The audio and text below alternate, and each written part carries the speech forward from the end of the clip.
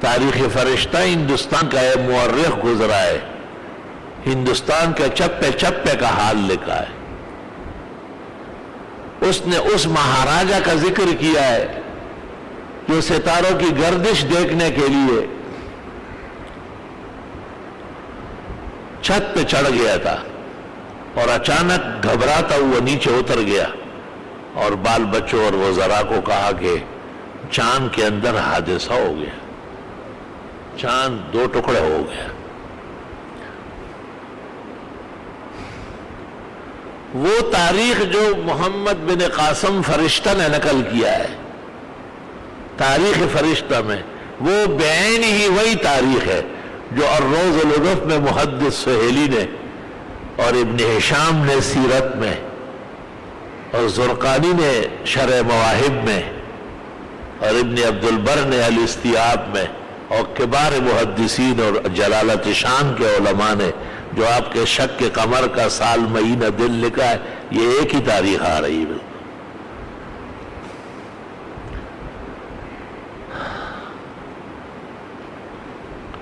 پہلی مرتبہ جب یہ لوگ کہتے ہیں کہ چاند پر گئے تو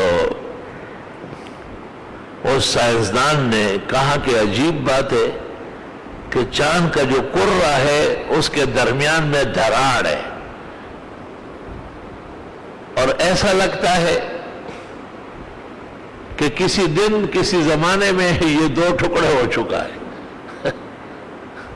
لوگوں نے اس کو کہا یہ مت کہو، یہ تو مسلمانوں کا عقیدہ ہے کہ ان کے نبی کے اشارے پر، ان کی تصدیق نبوت کے لیے معجزہ کے طور پر چاند 2 ٹکڑا ہو گیا تھا. اقتربت الساعة وانشق القمر.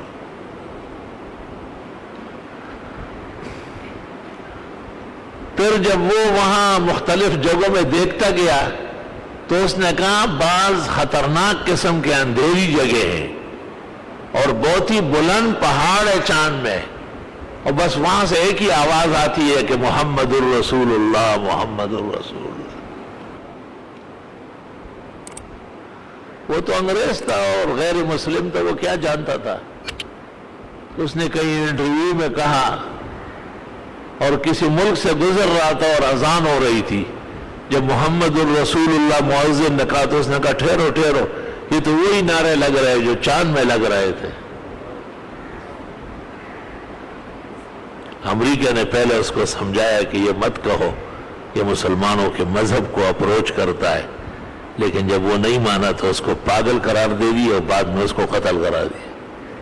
اس کا جرم یہ تھا کہ وہ سچائی بیان کرتا.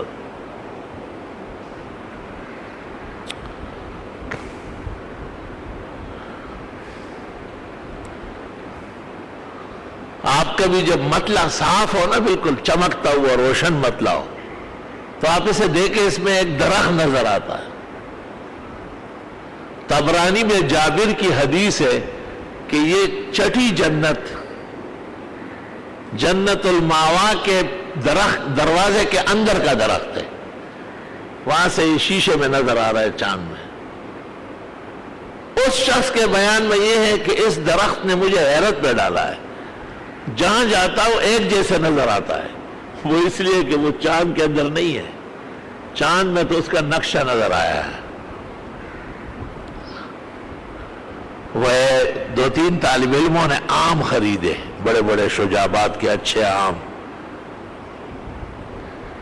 پھر جب کھانے کا وقت آ رہا تھا تو ایک خوبصورت آم جو تب بڑا وہ ایک طالب علم نے ایک دروازے کے اوپر رکھ لیا کہ جب یہ سب ساتھی اپنا اپنا حصہ لے لے تو میں اپنا آم علیحدہ کھاؤں گا. دوسرے طالب علم نے کسی شیشے میں اس کو دیکھ لیا، وہ چپکے سے آیا اور آم اٹھایا. اب وہ بار بار آ کے دیکھتا تھا. اس نے کہا آپ کیا دیکھتے ہیں؟ کہا میں ایسے دیکھتا ہوں. اس نے کہا خدا کی قدرت تو میں نے دیکھی کہ روشندان میں مجھے آم مل گیا. کہ میں روشندان میں دیکھ رہا تو نیچے آم نظر آیا.